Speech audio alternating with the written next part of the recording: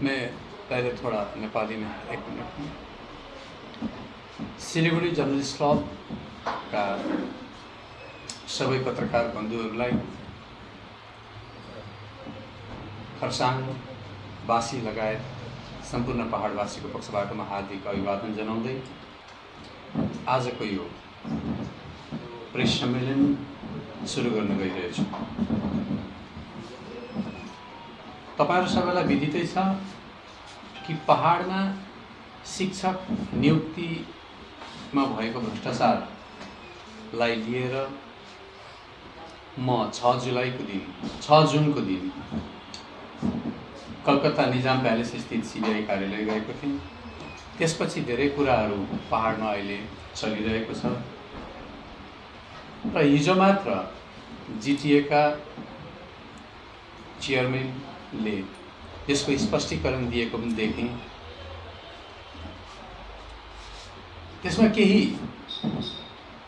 यस्ता कुराहरू पनि थाहा लाग्यो जसको स्पष्टीकरण दिन आवश्यक छ। अनि यो पुरा मामिलालाई हामी सबैले सिरियसली हेर्नु खाँचो छ भनेर आज यो प्रेस भेला सम्बोधन गर्न गइरहेको छु र यहाँदेखि अगाडि म यो प्रेस भेलालाई सबैको सुविधाको निम्ति हिन्दीमा सम्बोधन गर्न गइरहेको छु। ये जो सीबीआई पर हम गए हैं, पहाड़ में शिक्षक नियुक्ति दुर्नीति के आरोप, ये मामला मैंने हठात कल नहीं लिया है। 2019 में लोकसभा चुनाव के दौरान मैंने इस विषय को उठाया था और 19 से लेकर लगातार मैं इस मामले की तह तक जाने की कोशिश कर रहा था। इसी बीच में कुछ युवाओं ने इस मामले को हाई कोर्ट तक ले गए। कुछ दिन पहले यहाँ की उन्होंने प्रेस कॉन्फ्रेंस भी की सुजन गुरुंग ने। और जब पूरे बंगाल में शिक्षा दुर्नीति पर, शिक्षक नियोग दुर्नीति पर सीबीआई का इन्वेस्टिगेशन शुरू हुआ, ईडी का इन्वेस्टिगेशन शुरू हुआ और एक मंत्री की बेटी तक को नौकरी से हाथ धोना पड़ा, तब जाके हमारे मन में भी एक आस जगी कि हाँ, पहाड़ में भी जो दुर्नीति हुआ है उसका भी अगर संज्ञान में लिया जाए तो लोगों को न्याय मिलेगा। तो इसी को मद्देनजर रखते हुए मैंने सीबीआई में कंप्लेन किया था। तो देखिए पहाड़ में क्या हो रहा है। कल ही जीटीए के चेयरमैन बता रहे थे कि पहाड़ में एसएससी नहीं है, तो एसएससी नहीं है तो शिक्षक नियुक्ति का कोई सिस्टम ही नहीं है। तो सिस्टम नहीं है तो क्या हम लोग शिक्षक नियुक्त नहीं करेंगे, स्कूल को खाली रखेंगे?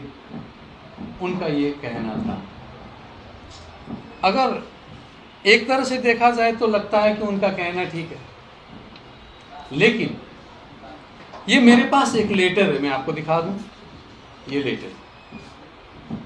Letter joint secretary to the government of West Bengal ने the commissioner home and hill affairs department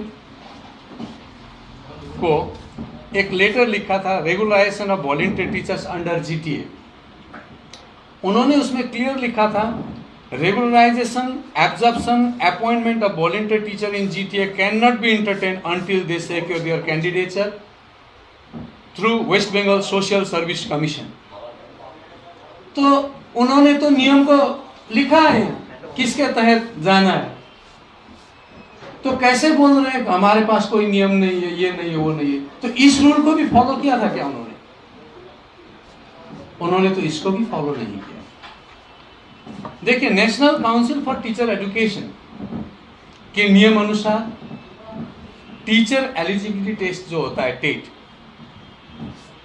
उसमें एनसीटीई के मुताबिक प्राथमिक स्तर के शिक्षकों की नियुक्ति के लिए टेट में बैठने के लिए उम्मीदवारों को 12वीं कक्षा में कम से कम 50% अंक होना जरूरी है। यही एससी, एसटी, ओबीसी में 45% आयु, और उनके पास डीएलईडी और बीएड या एमएड अनिवार्य है। लेकिन जीटीए ने इन सभी शर्तों को ताक पर रखते हुए राजनीतिक नेताओं के सिफारिश पर शिक्षकों को नियुक्ति दिया, उनके रिकमेंडेशन चलाए। और रिकमेंडेशन चलाने की बात अगर हम आए तो देखिए, सबसे पहले तो रिकमेंडेशन, अपॉइंटमेंट्स एंड एक्सेप्टेंस पर मैं बात करता हूं। कुछ दिन पहले राज्य की मुख्यमंत्री ममता बनर्जी कह रही थी पार्थ चटर्जी केस में कि उनसे हमारा कोई रिलेशन नहीं है, इसीलिए हम उनको पार्टी से अलग कर रहे हैं, ये दुर्नीति के हम खिलाफ हैं, वो बोल रही थी।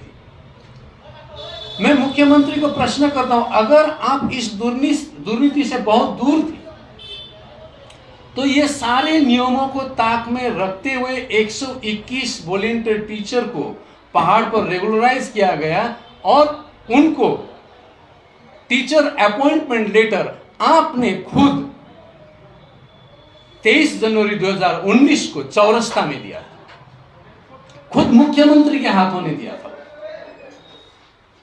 तो ये तो एक्सेप्टेंस हुआ, दुर्नीति का एक्सेप्टेंस हुआ। राज्य का मुख्यमंत्री स्वयं दुर्नीति का एक्सेप्टेंस कर रही है। यह आपको मालूम है, मैं फिर डेट बता रहा हूं, 23 जनवरी 2019 को उन्होंने चौरस्ता में दिया था अपॉइंटमेंट लेटर। और इसी तरह president district school board GTA छिरिंगदाल ने कईयों को अपॉइंट किया, कोई रूल फॉलो नहीं किया गया उसमें। मेरे पास छिरिंगदाल का लेटर है, ये उनका सिग्नेचर है, देखिए सिग्नेचर है, ये है, ये भी छिरिंगदाल का है, और है छिरिंगदाल का, देखिए ये लेटर है। और इसी तरह अगर आप देखना चाहेंगे, इनमें से कुछ एक डॉक्यूमेंट को मैं आपको दिखाना चाहूंगा। आज जिसने बोला कि हमारे लड़कों को तो नौकरी मिल रही है, इसमें इसको विरोध करने वाले नेता कैसे होते हैं, खुद श्रीमान अनिल थापा जी ने कल एक अंतर्वार्ता में कहा था, उन्हीं का सिग्नेचर है ये एक नहीं, उनका एक और सिग्नेचर है स्टैम्प के साथ। सिर्फ उनका नहीं, यहां अगर आप देखेंगे, ये देखिए मिलन तामांग। अब मिलन तामांग कौन है, इसका भी एक मैं आपको दिखा दूं। ये प्रेसिडेंट है verification committee volunteer teacher junior higher secondary education department GTA. Vinay Tamang ji का सिग्नेचर है। संचबीर सुब्बा, जिसको आज शिक्षा का चार्ज दिया गया है जीटीए में सभासद होने के बाद, उनका सिग्नेचर है। किन किन का बात करूं, पूरे पॉलिटिकल पार्टी के लीडर का, ब्लॉक के लीडर तक के सिफारिश पर टीचर बनाया गया। मैं किसी के नौकरी के खिलाफ में नहीं हूं। अगर कोई योग्य है उनको सही तरीके से आना चाहिए, बैकडोर से नहीं आना चाहिए। मैं किसी के खिलाफ नहीं हूं, नियम संगत आना चाहिए। कई है माध्यमिक में 4 बार फेल और बाहर से एग्जाम देके पास किया, फिर टीचर हुआ। 12वीं में फेल 3 बार, एग्जाम दिया। इस तरह किस किस का नाम लूं, ये सारे डॉक्यूमेंट्स को आप स्कैन कर सकते हैं, देख सकते हैं। तो देखिए 30 जुलाई 2010 सचिव शिक्षा विभाग ने आदेश जारी किया था कि डीजीएससी के शिक्षा विभाग के लिखित सहमति के बिना स्कूल के स्कूल प्रबंधन समिति कोई भी वॉलंटियर टीचर को नियुक्त नहीं करे। लेकिन हुआ है, उनके ही अपने सर्कुलर, उनके ही अपने नोटिस के खिलाफ काम हुआ है। 25 जनवरी 2018 एग्जीक्यूटिव डायरेक्टर शिक्षा विभाग ने प्रधान अध्यापक, प्रधानाचार्य को सभी को सख्त निर्देश दिया था, आदेश दिया था कि स्कूलों में स्वयंसेवी शिक्षक वॉलंटियर टीचर अपॉइंट ना करें। कब किया था? 18 में। उसके बाद हुआ है। ये सारी सिग्नेचर जो मैंने अभी दिखाया आपको, उसके बाद का सिग्नेचर है। देखिए जो लिस्ट है मेरे पास, ये पूरा लाल फाइल, इसके अंदर पूरा पन्ना इसी तरह सिफारिश किया गया पन्ना है। 8 मार्च 2019 कॉम्पिटेंट अथॉरिटी के अनुमोदन पर राज्य सरकार ने डीआई द्वारा सूचित उच्च माध्यमिक विद्यालय के 59, माध्यमिक और उच्च माध्यमिक विद्यालय के 313 स्वयंसेवी शिक्षकों को नियमित करने का निर्णय लिया। अपने ही आदेश के खिलाफ कैसे निर्णय लिया? और जीटीए को एजुकेशन अगर हस्तांतरित किया गया था तो विकास भवन से इसका निर्देश क्यों दिया गया? इसका मतलब जीटीए में जो धांधली हुआ है, जो भ्रष्टाचार हुआ, उसका सीधा सीधा कनेक्शन विकास भवन के साथ है। इसीलिए मैं इसके ऊपर इंक्वायरी चाहता हूं। पूरे बंगाल में इंक्वायरी हो रही तो जीटीए में क्यों नहीं होगी? अगर आप नेता लोग कोई भी दूध के धुले हुए हैं तो आपको इस इंक्वायरी से आपत्ति नहीं होनी चाहिए। आप खुद वेलकम करना चाहिए इंक्वायरी। अगर आप विरोध कर रहे हैं, कल मैं स्टेटमेंट देख रहा था एक जिम्मेदार पद से, अगर आप विरोध कर रहे हैं तो इसका मतलब आपका हाथ भी उसमें डूबा हुआ है, यह प्रमाणित कर रहा है। और कल अनिल थापा जी को तो मैं धन्यवाद भी देना चाहूंगा, अंतर्मन से धन्यवाद देना चाहूंगा अनिल जी को। कल उन्होंने जो अंतर्वार्ता दिया, उस अंतर्वार्ता में उन्होंने स्वीकार किया है कि जीटीए में पद्धति के तहत शिक्षकों का नियुक्ति नहीं हुआ है। अब उनकी स्वीकारोक्ति के देखते हुए भी जीटीए क्षेत्र में जांच होनी चाहिए, क्योंकि उन्होंने स्वीकार किया है इस बात को। और 10 मार्च 2022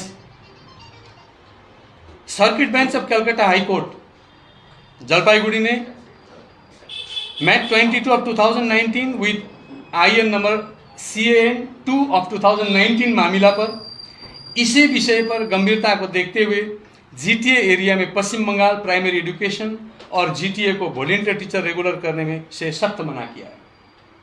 यह ऑर्डर न्यायमूर्ति हरीश टंडन और न्यायमूर्ति रविन्द्रनाथ सामंत की खंडपीठ ने दिया था। इससे भी पता चलता है कि वहां हो रहा था, दुर्नीति हो रहा था। ये जज का लिखा हुआ है, मेरा लिखा हुआ नहीं है। तो देखिए, despite all the government circulars, court orders and the mandate of the constitution bench of Supreme Court, GTA क्षेत्र के स्कूलों में वॉलंटियर टीचर का नियुक्ति होता रहा और उन्होंने सभी नियमों को ताक में रखकर उनको रेगुलर अपॉइंटमेंट भी दिया। हम इसी का इंक्वायरी चाहते हैं। देखिए, कुछ एक प्रश्न, जैसे कल कोई बयान दे रहे थे इसके खिलाफ में, कुछ प्रश्न आता है। 23 जनवरी 2019 में दार्जिलिंग के चौरस्ता के प्रांगण में जब मुख्यमंत्री स्वयं ममता बनर्जी ने सभी नियम कायदों के विपरीत 121 स्वयंसेवी शिक्षकों को नियुक्ति पत्र दिए, 121 को दिए, लेकिन उस दिन मंच पर 4 को बुलाया गया था, जिनमें अधिकतर झूठे अभ्यर्थी थे। झूठे अभ्यर्थी, इसका मतलब क्या होता है? जो मकाऊ में है, विदेश में है, उसका यहां अपॉइंटमेंट हो गया, अपॉइंटमेंट के बाद यहां पहुंचा वॉलंटियर। जो किसी और जगह पर नौकरी करता है, उसका रिकॉर्ड है हमारे पास, राज्य से बाहर, उसका अपॉइंटमेंट लेटर हो गया यहां। इस तरह के कितना एग्जाम्पल चाहिए?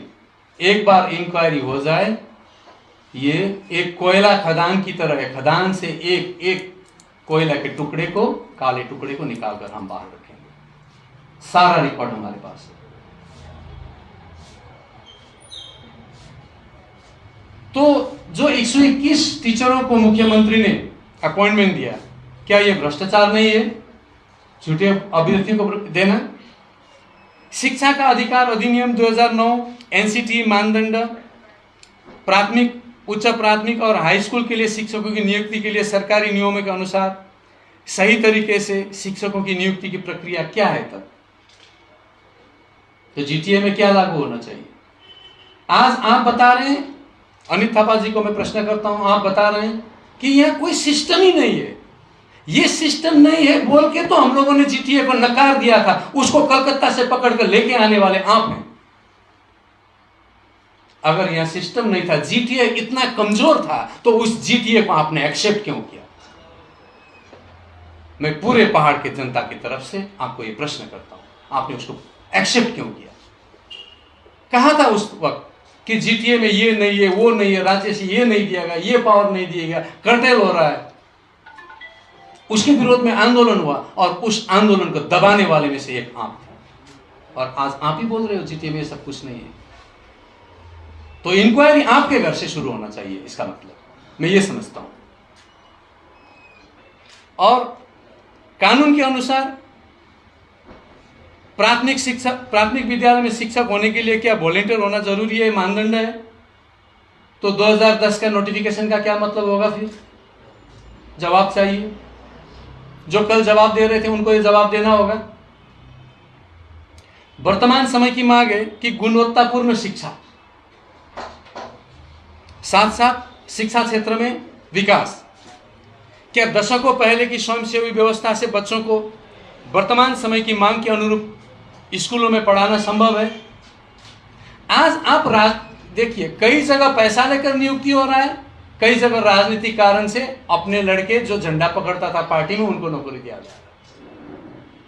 इसी तरह आप पॉलिटिकल कैडर को नौकरी देते जाएंगे तो उस स्कूल से कल शिक्षार्थी पैदा नहीं होगा, उस स्कूल से पॉलिटिकल कैडर पैदा होगा। हम इस चीज को रोकना चाहते हैं, एक सोसाइटी को अच्छा बनाना चाहते हैं। और शिक्षक बनने में रिश्वत जरूरी है। अगर आप कहेंगे रिश्वत नहीं लिया है तो ईडी का जांच करवाइए, खुद मांगिए, सीबीआई मांगिए। अगर इसमें पैसा का लेन देन नहीं हुआ है तो हम बता देंगे जिसके पास कुछ नहीं था उन्होंने कहां कहां जमीन खरीदा, कहां घर बनाया, कहां बिल्डिंग बनाया।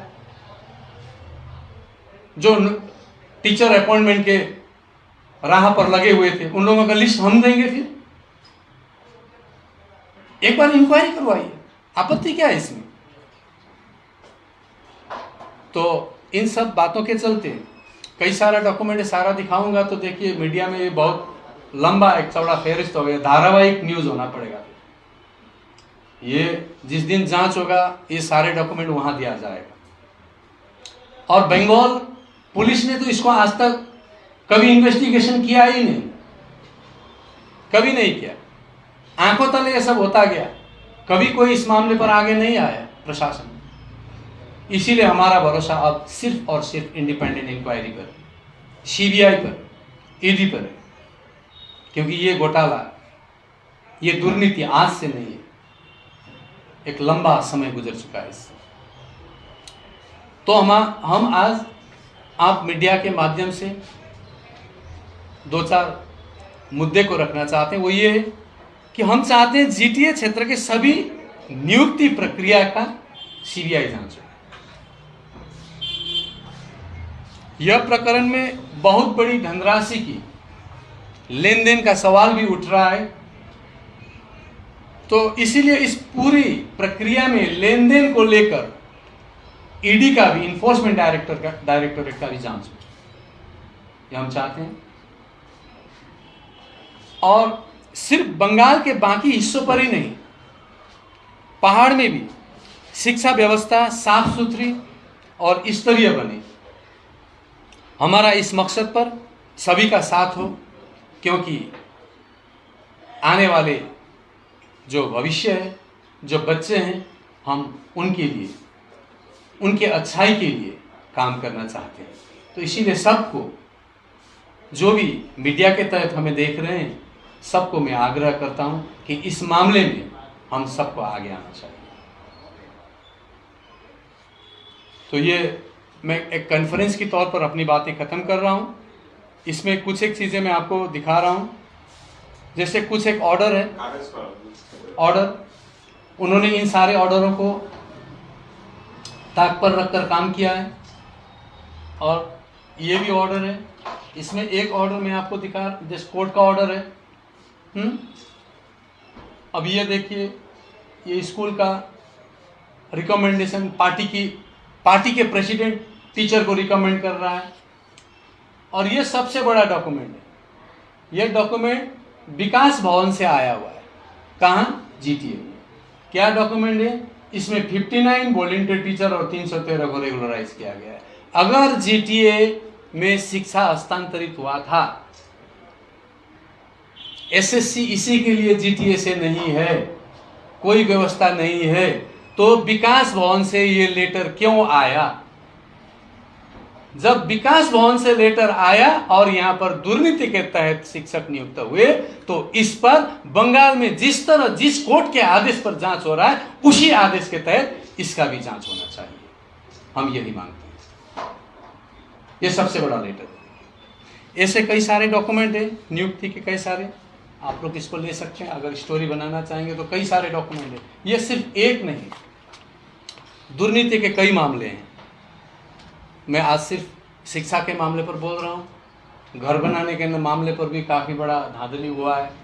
मैंने मेरिक थाना में एफआईआर किया है। एफआईआर करने के बाद अभी डुअर्स से भी उन्हीं लोगों का ठगा हुआ आदमी मुझे फ़ोन कर रहे हैं, मुझे डिटेल्स दे रहे हैं। कालिम्पोंग से, दार्जिलिंग से बहुत बड़ा स्कैम निकल के आ रहा है। उस स्कैम के लिए हम आपके साथ फिर कभी बैठेंगे। आज लेकिन मैं सिर्फ शिक्षा पर, कल कुछ बातें हुई थी। कल जीटीए चेयरमैन ने मेरे ऊपर एक प्रश्न किया था कि हमारे भाइयों को नौकरी मिला था, उनके नौकरी पर उंगली उठाने वाले नेता कैसे होते हैं? उन्होंने पूछा था। नेता ऐसा ही होता है जो एक साफ सुथरा शिक्षा व्यवस्था बनाना चाहता है, वो मैं ही हूँ। यही जवाब देते हुए मेरा अपना कहना बंद करता हूँ। आपका अगर कुछ पूछना है तो पूछ सकते हैं। अच्छा, आपने सीबीआई जांच की मांग की है, तो इसको लेके सीबीआई के पास अप्रोच किया आपने? किया, ये लेटर है। कब किया था? मैंने बतौर ईमेल 22 मई को किया था और खुद जाके कुछ डॉक्यूमेंट के साथ 16 जून को 2022 को मैंने सीबीआई को अप्रोच किया। जी, सीबीआई में ये एसीबी ने रिसीव किया है। मैं उनके साथ 1 घंटा 20 मिनट रहा हूँ। 22 मई को? जी नहीं, 22 मई को नहीं, 16 जून को। उनको मैंने जितना डॉक्यूमेंट ले गया था उसको समझाने का कोशिश किया कि ये क्या है। मैं वहाँ गया था कोलकाता में। और ईडी को भी अप्रोच? ईडी को अभी अप्रोच नहीं किया है, हम करेंगे। क्योंकि अब देखिए, जब मैंने ये शुरू किया था तब मैं शिक्षा में भ्रष्टाचार को ही देख रहा था, लेकिन इसमें पैसा का इन्वॉल्वमेंट का बात जब उठने लगा तो मुझे लगा कि अब मुझे ईडी में भी जाना पड़ेगा। और शायद ईडी को इसका संज्ञान हो भी चुका होगा, ऐसा मुझे लगता है। तो ये सीबीआई को approach as an MLA? As an MLA. Vikas Bhavan से जो चिट्ठी आ रहा है जी, डेट पे, उस time who was the education minister, Bratya और पार्थ? पार्थ था, विनय तामांग को लिखा गया। जी, कब भेजा था ये चिट्ठी था 8 मार्च 2019। 8 मार्च 2019। तो जो अभी बोल रहा है टीएमसी कि पार्थ चैटर्जी के साथ, एजुकेशन स्कैम के साथ हमारी कोई हाथ नहीं है, मुख्यमंत्री स्वयं बोल रही है, ये सारी डॉक्यूमेंट जांच हो तब पता चलेगा हाथ है कि नहीं। अगर हाथ नहीं है तो आपने यहाँ आकर इलीगली अपॉइंटेड 121 टीचर को अपॉइंटमेंट लेटर चौरस्ता में ओपन कैसे किया? उस डेट बताइए ना, अगर आप टोकन जो चौरस्ता में किया था। चौरस्ता में जो 23 जनवरी 2019 को। 23 जनवरी। उसका वीडियो भी है मेरे पास उस दिन का। ये सब आपने सीबीआई को सबमिट किया और वीडियो है? नहीं, वीडियो सबमिट नहीं किया हूँ मैं। कई सारा डॉक्यूमेंट जिसका जीटीए का कनेक्शन सीधा विकास भवन के साथ जो भी डॉक्यूमेंट है वो सारा मैंने सबमिट किया है। So actually, when Vikas Bhavan involved with GTA and Partha Chatterjee is involved with GTA, Vikas Bhavan. तो जब लिंक हो रहा है तो उनको आना चाहिए यहाँ। Can you say कि Chief Minister is also involved directly or indirectly in this connection? जब वो देखिए, जब वो खुद अपने हाथों से, मुख्यमंत्री जब खुद अपने हाथों से अपॉइंटमेंट लेटर दे रहे हैं वॉलंटियर टीचर को, जो नॉर्म्स में नहीं है, तो उनका हाथ नहीं है कैसे कहूंगा, उनका पूरा पूरा हाथ है। So she cannot avoid her responsibility. Can I write?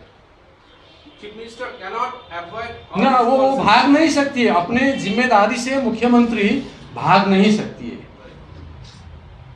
मुख्यमंत्री के ऊपर भी जांच होना जरूरी है अब इस मामले में।